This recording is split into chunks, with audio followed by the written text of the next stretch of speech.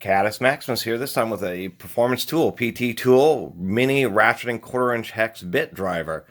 I like this thing. I picked it up for $5.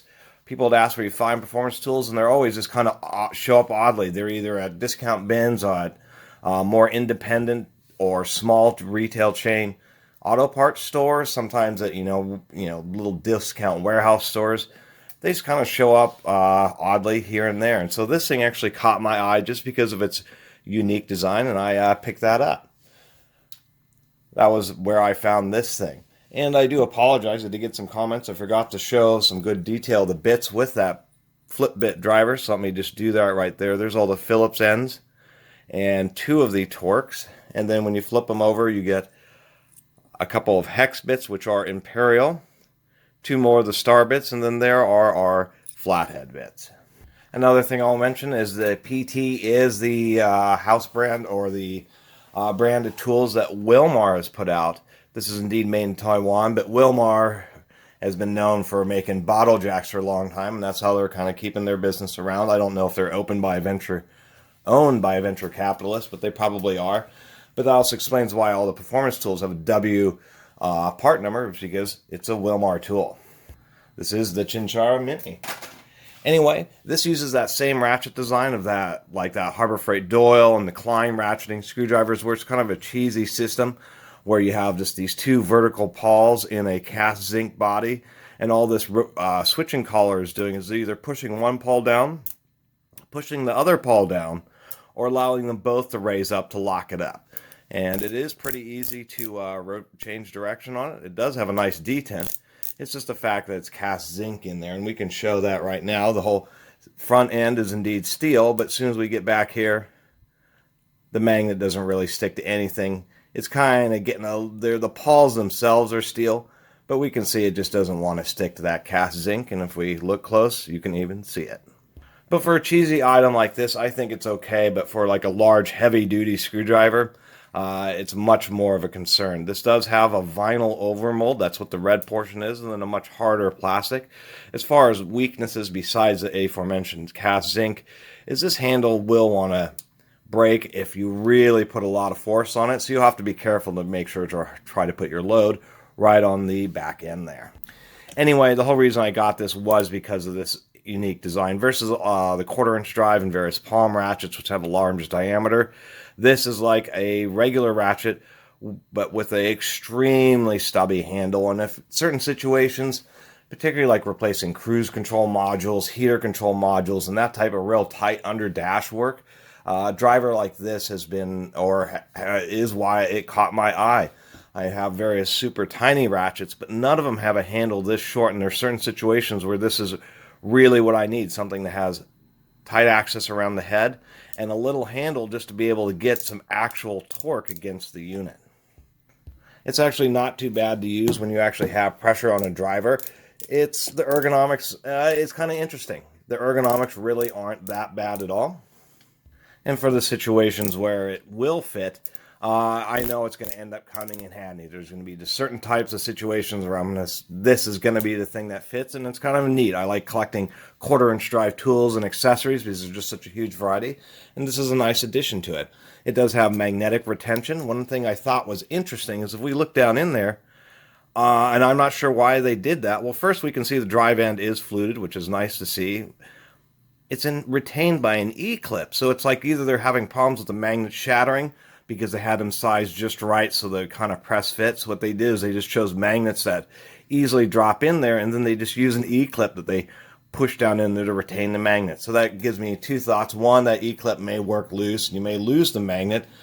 But on the other side of that coin, if it gets all filled with swarf or bits of metal in there, you can get that E-clip out. You just put a couple real sharp picks, down the flutes and work it out. And it allows you to both clean up the magnet and even replace it. So I do like that. They have this idea here where they have this kind of a grip area. So when you have it ready to go, you can be pushing and be able to hand ratchet it. What I notice is this front end is made out of the same kind of vinyl. And so you can actually just pop it right off of there, which I actually did like quite a bit. Because then, of course, we have a much narrower profile there. Plus, we have this little bit of a long nose. And I was actually really surprised that this part's cast zinc, but the whole front end is actually chrome vanadium. I was, well, at least the front end won't wear out. I was kind of surprised because that's like a much more expensive steel.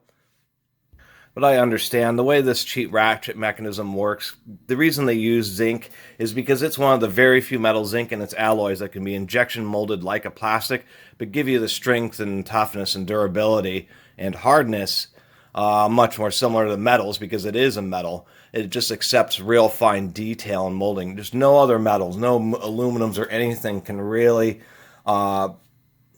be molded in the same type of fine detail that you can get out of plastics besides zinc alloys. It's one of the real special properties of it, is that you can, any part that's made out of plastic, you can make out of cast zinc, but definitely pretty much no other metal is going to allow you to do that. And I like it with the narrow tip just because it really does get you into tighter spaces, allows you to see the end of the bit more, and this is pretty much what I got this for. It's a little bit long, but just its overall size with the bit in it, it's going to be real handy. It's, like I said, in the under dash work or even inside certain electronics or say electrical panels.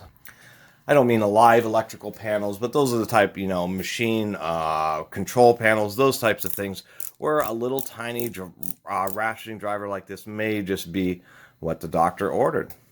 And I saw this, I've been hunting around, I saw this online for around $5. These types of things, proportionately, say $5 maybe seems a little expensive, but they probably don't sell a lot of these things.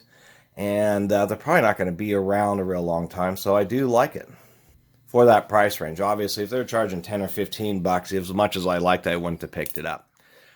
One last caveat I'd have to mention about this ratchet mechanism, particularly when you're using it like this, is unlike, say, round head ratchets.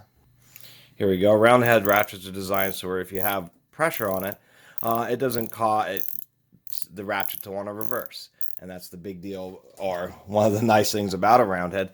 This is a little different. So say if you're screwing or threading something in, and if you grab that reverse collar, you can it instantly cause it to go the opposite direction. It'll prevent you from turning. So that's probably the one real caveat of this ratchet mechanism, is the fact that it will periodically, like, why did it lock up? Oh, I accidentally hit the collar. Anyway, I think this little device is neat. Every once in a while, places like AutoZone and stuff seem to get some performance tool products, but it's really intermittent. You can end up digging them up. And this thing, I end up, you can put it in the middle position just to use it as a normal driver. And to tell you the truth, I think it's kind of neat. And as the whole point of this video is, it's just the fact that they've found a fairly unique, compact shape, and it'll make it a niche tool that will be handy to have and will probably save you some hassle. Maybe if you're working inside some door frames trying to replace a power window rack or something like that, where this, with its short little stubby handle, may be just exactly what you need to be able to get in there and actually break the fastener. Even though it does have a very coarse 20 teeth. 20 teeth is huge. We can see the sweep. Pretty large, but really not such a big deal on a driver like this. Anyway, that was my review of this little PT Performance Tool W480, the little quarter-inch ratchet driver. Not the best build quality, but it's pretty cheap, and it's kind of a specialty tool that could probably save you some headaches someday.